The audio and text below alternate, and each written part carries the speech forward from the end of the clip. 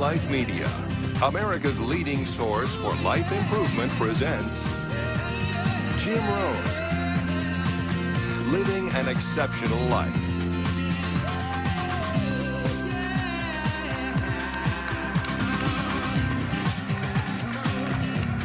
Hey, thank you. How's everybody? Nice to see you. Thanks for coming today. I appreciate it very much, and I'm just delighted to be here. How many of you have never seen me before? This is your first time. Wow, everybody. I keep thinking I'm famous, but I guess, you know, that settles that. Anyway, nice to see you.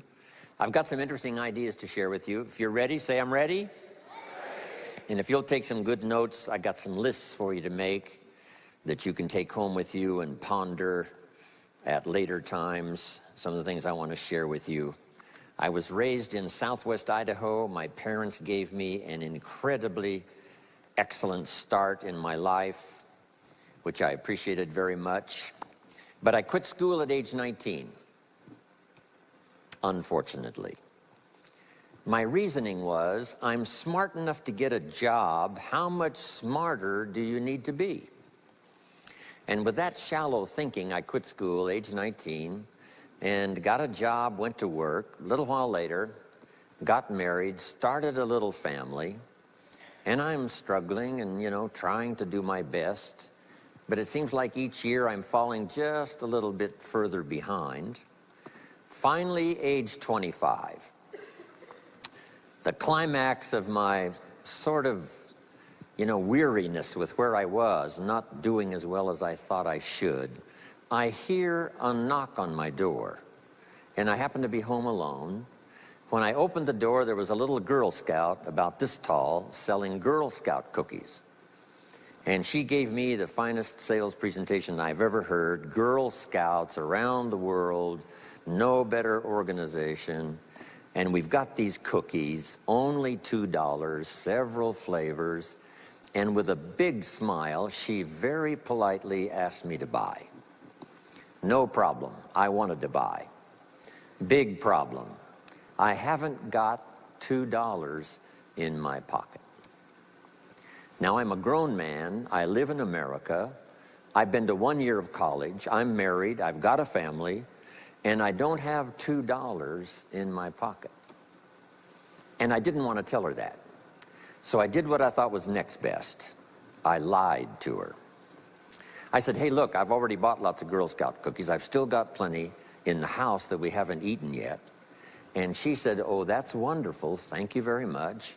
And she leaves. When she leaves, I say to myself, I don't want to live like this anymore. I mean, how low can you get lying to a Girl Scout? I mean, that's about as low as you can go. But I promised myself that day I was going to start my search of finding opportunity, finding somebody who could teach me and coach me on doing much better for myself and for my family and for my future. And shortly after that, I met a most extraordinary man, very wealthy, but a friend of mine said, you got to meet this man. He's rich, but he's easy to talk to. He's got a unique philosophy of business and life. And the more he told me about this man, the more I said, I've got to meet this guy. And shortly after that, I had a chance to meet him. Sure enough, when I met him, I was impressed. Obviously, he was rich, but he was friendly and easy to talk to. And I said to myself, if I could just get around someone like him, and if he would coach me, I would be willing to learn anything. I'd love to be like him. Well, my good fortune was he invited me to join his company, and over the next 5 years, my dream came true. He coached me and taught me how to turn my life from pennies to fortune. And he's not alive anymore, but I'd like to pay tribute to him one more time, Mr. Earl Schoaf, for the dramatic impact he had on my life, especially during that 5-year period. And so my whole life turned around. I made my fortune by the time I was 32, starting at age 25. And some of the ideas that I want to share with you today came from that 5-year experience. Then from there, I got into lecturing and giving seminars, and I've written a few books. and my career now spans about 41 years. But I'll never forget the impact this gentleman had on my life with a few simple concepts that totally changed my life, changed my future, and changed everything. Jim Rohn's view of the 21st century. Here's number one: unprecedented opportunity. We not only have begun a new century, century 21, it's a new millennium. A millennium is a 1,000-year period. We've had 6 so far. This is the beginning of the 7th millennium, and some scholars tell us that this could very well be an extraordinary time for the human race, this 7th millennium. And there's probably a lot of good reason that that is probably true. Unprecedented opportunity. We've now got the technology. We pick up a telephone now and talk to somebody on the other side of the world. Transportation now is so easy. I get on an airplane in Los Angeles, and 13 hours later, I'm in Tokyo.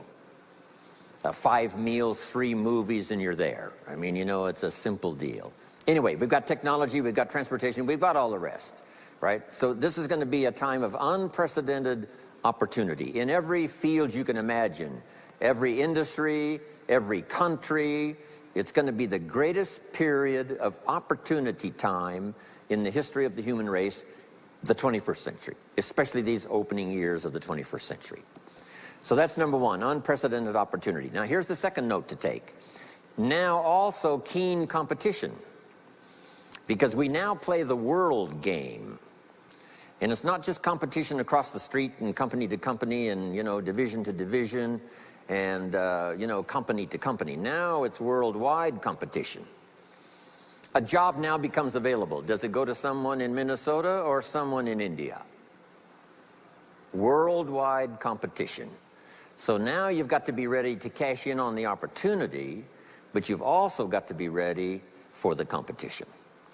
So I've got some interesting ideas on how to be prepared for both opportunity and competition in these opening years of the 21st century. Here's some of my best advice. Number one, you've got to have more than one skill. It's okay to have one skill, but I'm telling you, if you want economic safety for the future, especially this century, my personal opinion, you need more than one skill. We've seen people, right, the last 15, 20 years that only had one skill, worked for this company for a long time. The division the guy worked for got chopped, eliminated. Now he loses his job. Now he tells us he's in economic distress. Why would that be? Simple answer, he only had one skill. So for economic safety for the future, my personal advice, you gotta have more than one skill. In fact, it led me to my first fortune, and that was learning more than one skill. I started learning these extra skills in Idaho, where I grew up. I knew how to milk cows, but it didn't pay very well. Then someone gave me this incredible advice. If you want to lay the foundation for a future fortune, you've got to learn more than one skill. And I started that process age 25. Here's the first one, and I started part-time, a little sales job that I got. A product that I believed in, learned how to present it well enough for somebody to say yes, gave excellent service so that that would lead to multiple sales, and this little extra part-time job in sales absolutely started multiplying my income. From milking cows, now I've got this ability now to start getting customers, keep them serviced, and make some money in this extra skill. So now I've got 2 skills, milking cows and finding customers. Here's the next skill I learned, just to give you a quick list. Next was finding good people. If you've got a little enterprise going and you need some people, you have to just go look for them. And when I learned this skill, finding good people for my little enterprise, I couldn't believe how it drastically changed my income. My income now starts to multiply, not just increase. So now I've got what? 3 skills: milking cows, getting customers, finding good people. I'm on my way. Here's the next one that paid me big money, in case you're interested, and that's organizing. Organizing simply means getting people to work together. Big challenge, but if you learn this skill, getting people to work together, they pay extraordinary money. Here's the next one that really increased my income substantially, and that's promotion and recognition. Rewarding people for small steps of progress. I mastered this one. And here's the philosophy behind it. Be so busy giving other people recognition you really don't need it for yourself. I mastered this. Guess what it pays?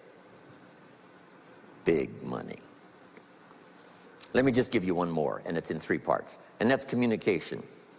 Learning to affect other people with your language. Of all the things not to be lazy about, it's language, because words can work miracles. And communication I found in 3 parts. Here's number 1, training, showing somebody how the job works. Showing somebody how the business works. We call that training. I got good at that, paid big money. Here was the next one, teaching. Teaching people how life works. Teaching people how to set goals. Teaching how to become a leader, manager, entrepreneur. Stepping up to the higher opportunity and better challenge. This one paid me extraordinary money. But this one paid the best. Learning to inspire. Helping people to see themselves better than they are. So I've got how many skills, right? A big long list. So safety, economic safety for the future, especially the opening years of the 21st century. Learn more than one skill. Here's number 2. It would be good to learn more than one language. Some of my business colleagues who speak 3 or 4 languages earn $3-4 million a year. One of my friends, Leon Weisbein from Russia, I remember when he was making $3 million a year, he spoke 3 languages. Here's what he said: I think I'll learn another language, make another $1 million. Those extra languages are so valuable. When I travel the world, I got to find somebody that knows more than one language, or I'm in deep trouble. If you think the time has passed you by to learn that 2nd, 3rd language, make this note. You heard it from Jim Rohn. Give it as a gift to your children. The 2nd language. Maybe that'll inspire them to learn the 3rd language, and then no telling where it might go from there. I asked a school teacher one time, how many languages can a child learn? Here's what she said: as many as you will teach them. They don't lack capacity, they don't lack intelligence, they certainly don't lack curiosity. They only lack a teacher. So you got my good advice now? More than one skill, more than one language. Here's the rest. Learn the simple economic formula that works for everybody, and I can give it to you in just a couple of sentences. A simple economic formula. Kids can understand it. Anybody can understand it. Anybody that wants to get paid. Here's the language for your notes. We get paid for bringing value to the marketplace. That's as simple as you can put economics. Anybody that wants to get paid. You get paid for bringing value to the marketplace. The marketplace is the people. Now, the value we bring is one part of it, a product or a service, but here's the other part, the value you become. So just off to the side, put the value is 2 parts. The value you bring, like a product. If you manufactured it, you might keep improving the product. If someone else manufactured it and you're out selling it, they probably keep improving the product. But this is the one you have to work on yourself. The value you become, like an entrepreneur, a leader, a teacher, supervisor, manager. What you become also pays much more than what you bring. Once I understood that, then here's what my mentor said. Go to work on yourself harder than you work on your job. If you work hard on your job, you can make a living. Then, he said, if you work hard on yourself, you could make a fortune. So I worked hard on my job and made a living, but I learned, starting with those extra hours per week, learning these extra skills, I started working on myself. And here's a philosophical phrase everybody should take home. Here it is. Success is something you attract by becoming an attractive person. Success is not something you pursue. It's what you attract by becoming attractive. By becoming attractive to the marketplace. What would do that?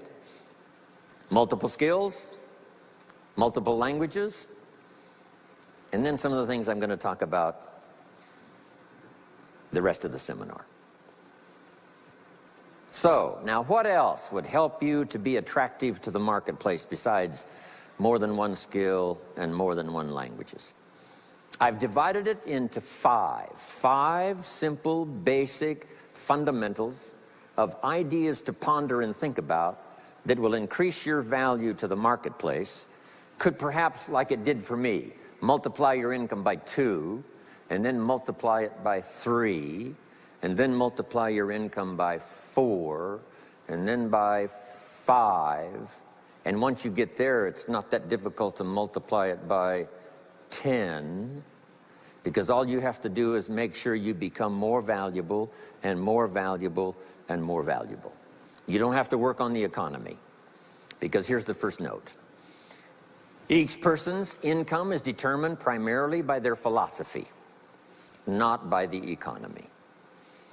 Once I understood that, then I said, well, I don't have to go to work on the economy. And the answer was no. You only have to go to work on yourself to make yourself more valuable. So now here's 5 things I want to share with you. And the first one is your personal philosophy. What could get you more prepared and ready for cashing in on the opportunity of the 21st century? And here's the first one, personal philosophy. Your personal philosophy is like a guidance system that helps you make decisions what to do, what not to do.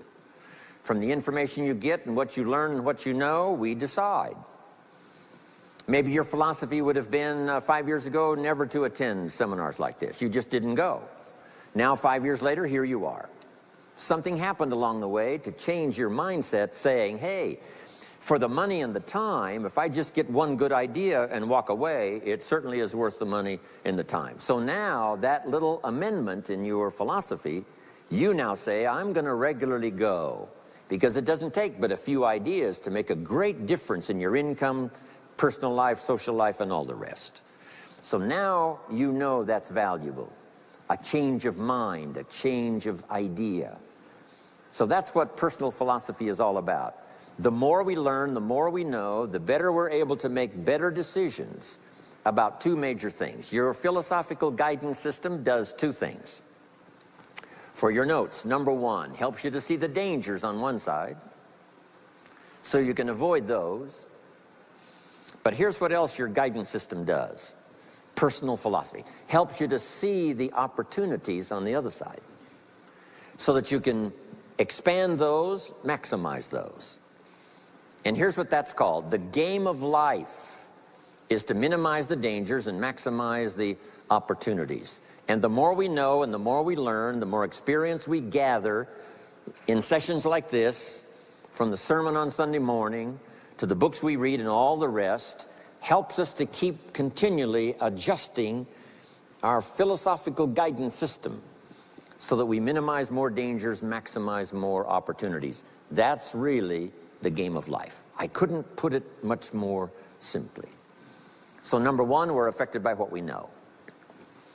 Now, how do we know more things and learn more things that'll help us readjust our thinking so we can avoid the dangers, maximize the opportunities? Here's number 1, learn from personal experience. One way to learn to do something right is what? First do it wrong, right? Mess up, and then you say, wow, that was costly. I'm never going to do that again. So one way to learn to do it right, first do it wrong. Sometimes a negative experience turns out finally to be positive. They say if you survive your first heart attack, you may now live to be a very old person. Why is that? Well, that first heart attack, if you survived it, is called a wake-up call. And maybe the doctor said, one more of these and you're history. And you said, wow. And you make it for the health food store.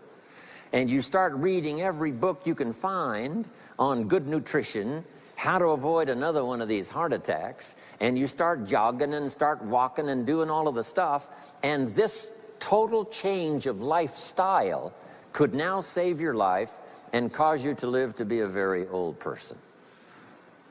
Here's what my mentor said, that's some of the best advice I ever got. He said, Mr. Rohn, if you will change, everything will change for you. If you'll start making personal changes, your income will change, your health will change, your future will change, everything will change, if you're willing to start making the changes. So sometimes a negative experience now causes us to really make a sudden shift in our philosophical guidance system that says, hey, I'm never going to let this happen to me again. Fantastic. Now here's the next way to learn, and that is to learn from other people's experiences, whether they are negative or positive. It's too bad failures don't give seminars like this. Wouldn't that be good information? Now, we don't want to pay them, so they don't lecture. But their information would be valuable.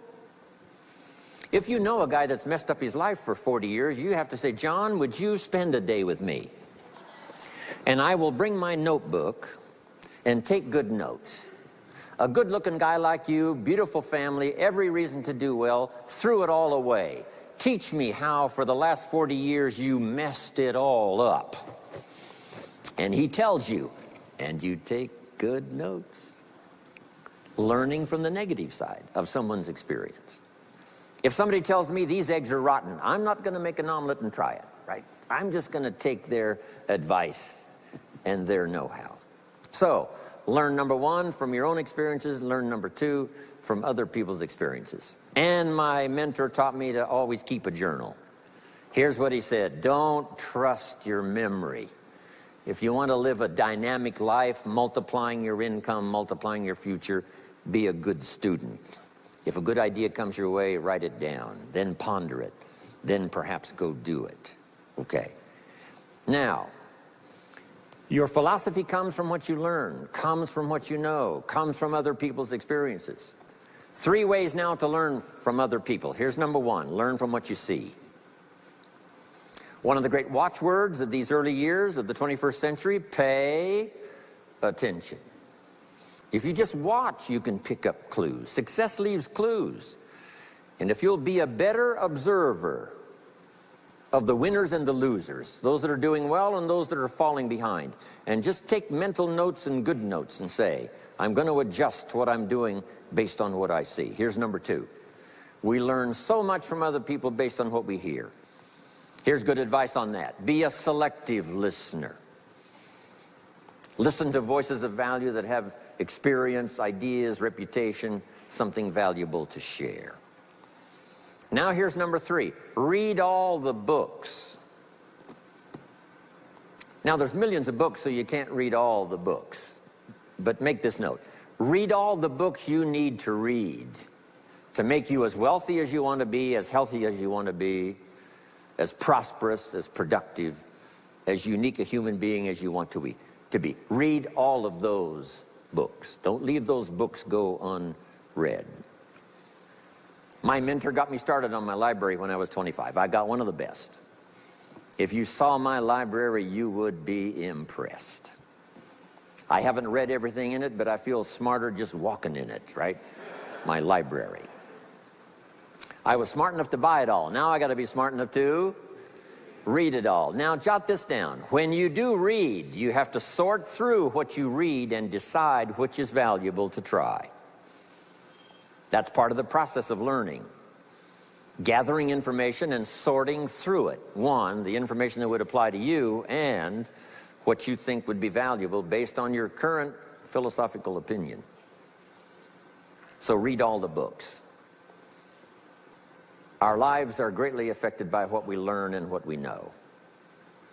Now here's number two of these very basic 5 things I want to share with you. First, your personal philosophy. Here's number two, your attitude. First, we're affected by what we know. When I talk to the kids in high school classes, college classes, that's the first thing I tell them. Get the information while you're here. Right? Nothing worse than being stupid when you get out of school. So get the information. Being broke is bad, but being stupid is what's really bad. And what's really, really bad is being broke and stupid. Nothing much worse than that, unless you're sick. Right? Sick, broke, and stupid. That's about as far as you can fall unless you're ugly, right? But surely that would be the ultimate, right? The ultimate negative life. Ugly, sick, broke, and stupid. So learn all you can. We're affected by what we know, so get the information. Don't be lazy in learning. Don't be lazy in going through the books, building your library, coming to classes like this consistently. Some of them will be so dramatic, your life will never be the same. Maybe this is one of those today. Next, we're affected by how we feel, attitude. This is the emotional part. We need the intellectual part to set sail. So as the winds blow, we can still get where we want to go. Redefine, keep strengthening our psychological and philosophical guidance system. But now we're also affected by the emotions. That's the power. And jot these notes down as I hurry along now. 4 things to consider on attitude and how you feel. Here's number 1. It's how you feel about the past. It's important to make the past useful. Past experience, even past losses, past failures, as well as successes. To review it and go back over it, see where you went wrong, correct that, invest that now in the future. Don't live in the past, and don't carry the past around like a burden, but simply use your past as one of your mentors to help refine mistakes, make some changes that you can invest now in the future. Here's the second attitude. It's how you feel about the future. We look back for experience, but number 2, we look forward for inspiration. Now, where does the inspiration come from? Looking forward. Here it is, learning to set goals. Number 1, decide what you want. Takes more than 5 minutes. Take some time and decide what you want. Where do you want to go? What do you want to do the next 10 years, 20 years? What would you like to become? How many skills would you like to learn? What are the books you want to read? How about the people you want to meet? The cities you want to visit? Experiences you'd like to have over this next period of time? Start thinking about all of that. Here's the next key. Write it all down. Building a life is like building a house. You wouldn't start building the house until you had it finished. Wouldn't you look foolish starting to build the house if it wasn't finished first? What if you were laying bricks and somebody came by and said, "What are you building here?" And you said, "I have no idea." See, they would take you away to a safe place. So building a life is a lot more important than building a house. And yet people treat it so carelessly and so casually about planning and making plans for what they want their life to work out to be. So I'm asking you not to be casual anymore. Start designing the future for yourself, for your family, for your business, for your future. Okay, decide what you want. Okay, so from the past we get experience, from the future we get excitement, inspiration by setting goals. Now here's the next advice. Put everything on your list of goals. Little things, insignificant to someone else but important to you. A goal list is important. You don't have to publish it in the local newspaper. My Japanese friend, Toro Ikeda, San Jose, California, put on his first list, a Caucasian gardener. I said, go Toro. Back then everybody had a Japanese gardener. He said, no, I'm Japanese. I want a Caucasian gardener. I like that. So set goals. Set the goals that'll turn you on, goals that'll get you excited. Put everything on your list. Now, here's the next attitude. It's very important how you feel about everybody. If you want to be a leader extraordinaire, here's what you learn. Each of us need all of us. One person doesn't make an economy. One person doesn't make a symphony orchestra. It takes all of us for each of us to be successful. Each of us need all of us, and all of us need each of us. Each gift is important. as we bring it to the table, as we bring it to the country, as we bring it to the community. Learn to appreciate that. Each of us need all of us. Now here's the last one on attitude. It's how you feel about yourself. Nothing more powerful than self-confidence to start multiplying your income by 2, by 3, by 5, by 10. And where does that come from? Make the note. It comes from self-esteem. Doing the things you know you should do, and at the end of the day, your self-esteem is soaring and high. You've met the people you said you'd meet. You made the calls you said you would make. You did the things that you required of yourself to do. And at the end of the day, you feel great about yourself. That is one of the greatest motivating factors for the future, self-esteem, feeling good about yourself. Now let me give you the miracle piece of this formula. If you're ready, say, I'm ready.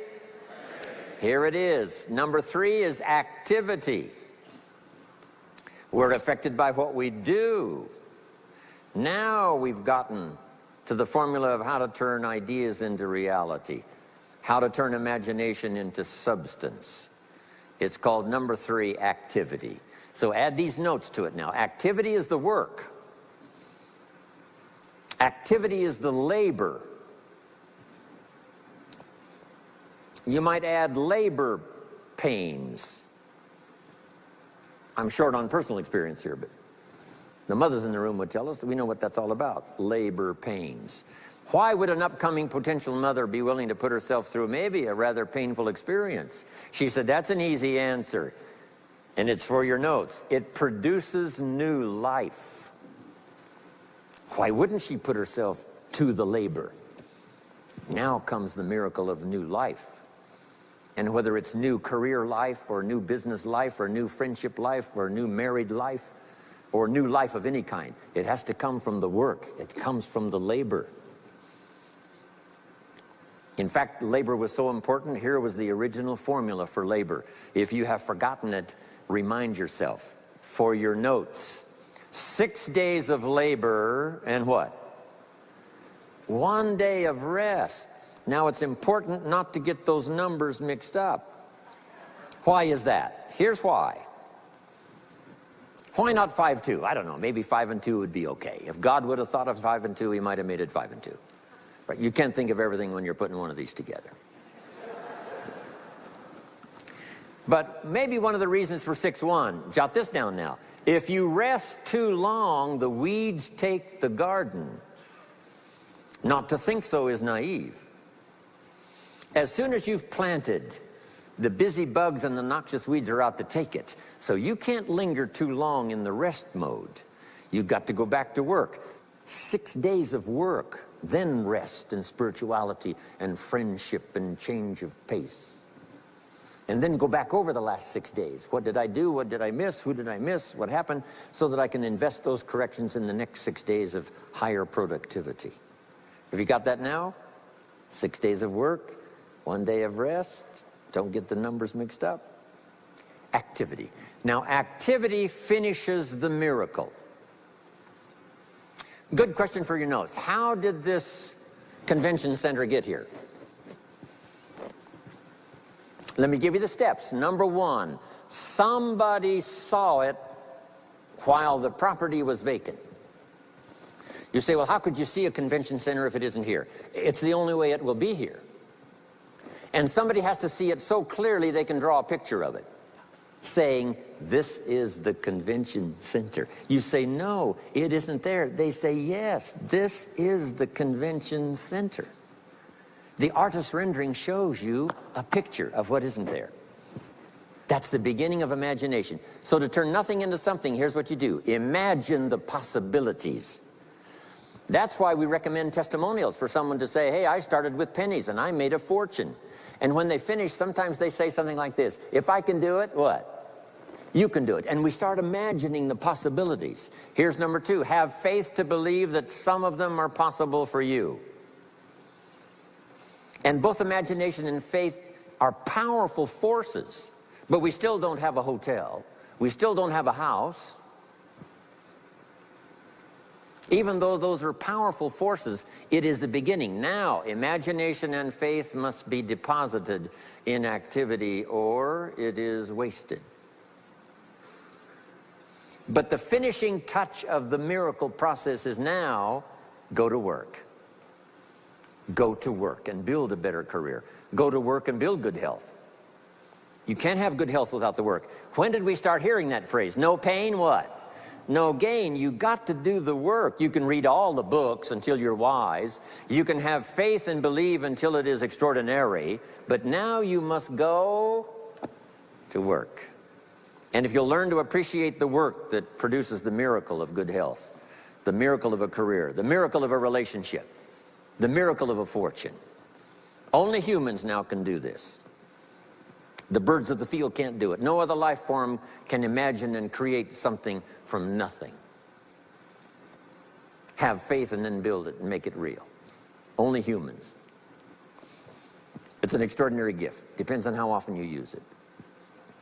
So number one of the ideas I wanted to share with you to make this an extraordinary opening year century for you is philosophy. We're affected by what we know. Second is attitude. We're affected by how we feel. Third is activity. We're affected by what we do. Now here's the final two pieces. Number four, learn to measure progress. Once you've set up a project now, you want to turn nothing into something. Now you must measure your progress. How are you doing? Here's how we teach it to our children. Life expects us to make measurable progress in reasonable time. Measurable progress in reasonable time. That is the game of life. So part of it is not just to set up the proposed project, but as we start working on it, we start measuring how we're doing. Now first, what is reasonable time? You can't ask someone every 5 minutes, how are you doing now? See, that's too soon. Guy says, I haven't left the building yet. Give me a break. Now, we can't wait 5 years. That's too long. So there's reasonable time. So make this note now. What is reasonable time? One, at the end of the day.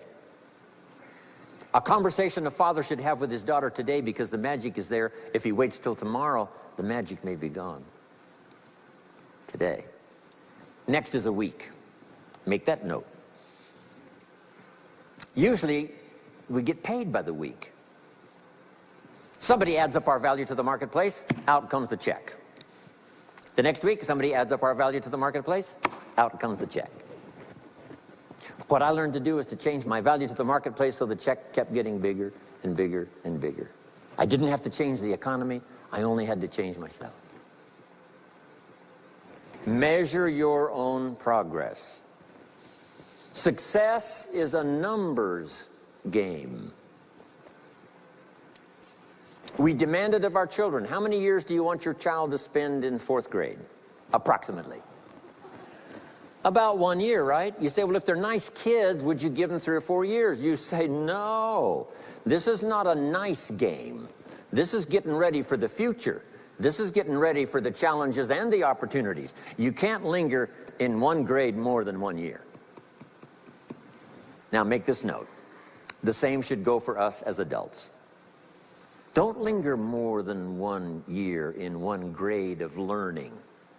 Adult, management, entrepreneurship, leaderships of all kind. Keep up the pace of learning. Okay. The numbers. Measure. Count. Now here's the key. Face the truth. If you're only making this much progress, you know, there's no use trying to kid the world, no use trying to kid anybody else, and especially don't kid yourself. If in a period of time you've only made so much progress, you just got to swallow hard and say, this is the truth. I've got to face it. Now, what could I do to start increasing my progress and make my health better, make my income better, make my investments better, make my value to the marketplace much better, get busy learning the 2nd skill and the 3rd skill and the next language and the next language to increase my value. I got to get busy and do that. See if you will do that. I promise you, one of the greatest motivating factors in the world is progress. And if you'll measure it, you'll get excited. Now here's number 5 of the 5 major things I wanted to share with you. to make these opening years of the 21st century really pay off for you. And here's the word, lifestyle. Learning to live well, because the ultimate essence of life is not a Ferrari. The ultimate essence is not a home. The ultimate essence is not a bank account. It's not $1 million. It's not a fortune. Here it is. The ultimate essence of life is learning to live a good life. That's the key. Whether you have modest resources or whether you have mega millions, either way, the real key is learning to live a good life. And so in my closing 5 minutes, let me give you what I think is a good list. Now, this is the short list. In other presentations, I cover a longer list, but this is called Jim Rohn's short list for living the good life. Here it is. Number 1, productivity. You really won't be that happy if you don't produce. And here's the next bit of advice on that. Produce to the max if you possibly can. To produce a little is okay. To produce enough is okay. To produce some to get by is all right. But why not try productivity to the max? Andrew Carnegie, who built the steel industry back in the 30s, here's what Andrew said. I'm going to spend the first half of my life accumulating money. I'm going to spend the last half of my life giving it all away. He got so inspired by that goal that the first half of his life he accumulated $400 million, which back in the 30s was a lot of money. A mega fortune. Guess what he did the last half of his life? He gave it all away. I got a good question for you as we close. Here's the question. What's got you turned on? What's got you up early? What's got you eager to face the day? What's got you inspired to learn the extra skill, put in the extra time, go the extra mile, learn how to work with people, guarantee your future? Good question. Here's number 2, good friends. You got to have good friends. The best support system in the world is good friends. Collect and nourish those as priceless. Good friends are those wonderful people who know all about you and still like you. Those are good friends. Here's number 3, your heritage. What's made America so unique among all the nations of the world and the greatest experiment in the history of the world? And that is the depository of gifts that have come to America over the last 300 or 400 years. The heritage from all walks of life, all over the world. Now, the key to keeping America vital and powerful and unique for generations to come is to keep alive these heritages. The music, the dance, the costume, the customs, the literature, the poetry, and all the rest combined together, making us an extraordinary, unusual nation among nations. Keep your heritage alive. Here's number 4, your spirituality. Whatever you believe in terms of spirituality, that's important. And I've got 3 words for you to consider. Here they are. Study, practice, and teach. Whatever you believe in terms of spirituality, study, practice, and teach. Don't leave your spirituality unstudied, don't leave it unpracticed, and don't leave it untaught. It's one of the major components of a good life. And now to close for your notes. Take special care of the inner circle. Family, close friends. Nourish them, they will nourish you. Inspire them, they will inspire you. And take care of the details, the little things that makes it special for family and friends. When my father was still alive after my mother died, my father lived about another 7, 8 years. When I used to travel, I would try to call him while he was having breakfast with the farmers, southwest Idaho. Make a special day. If I'm in Israel, I got to get up in the middle of the night. But I call in the middle of the night, Papa, I'm in Israel. And they would bring him the phone in this little cafe called the Decoy Inn. And Papa would say, Israel, son, how are things in Israel? And he'd talk real loud so everybody could hear. Right? Say, Papa, they gave me a reception last night on the rooftop overlooking the Mediterranean. He'd say, overlooking the Mediterranean. Now he's got a story to tell for the rest of the day. My son called me this morning while I was having breakfast with the farmers. I know he had to get up in the middle of the night. Special days. One more scene. I thought about my father walking down the lane on the farm to the mailbox, opening it up. And this is for your notes. Make sure the mailbox is not empty. My father lived to be 93. What kind of an experience would that be for a day? Age 93, open the mailbox and it's empty. Even if it's just a postcard, make sure the mailbox is not empty. The details, the inner circle. And now here's the last. Maybe, just maybe, some of the things I've shared with you have been seeds that have fallen on your consciousness at the right time. And then if it turns into something valuable for you in the future, that will be well worth my coming, being away from my grandchildren and my children for a little while, to come and deposit the best of my experience with all of you today. Thank you very much. God bless. We hope you've enjoyed this special presentation of Jim Rohn's Living an Exceptional Life. If you'd like to own a copy of this program or any of Better Life Media's programs, please visit our website at betterlifemedia.com, where you'll find all types of valuable life improvement information.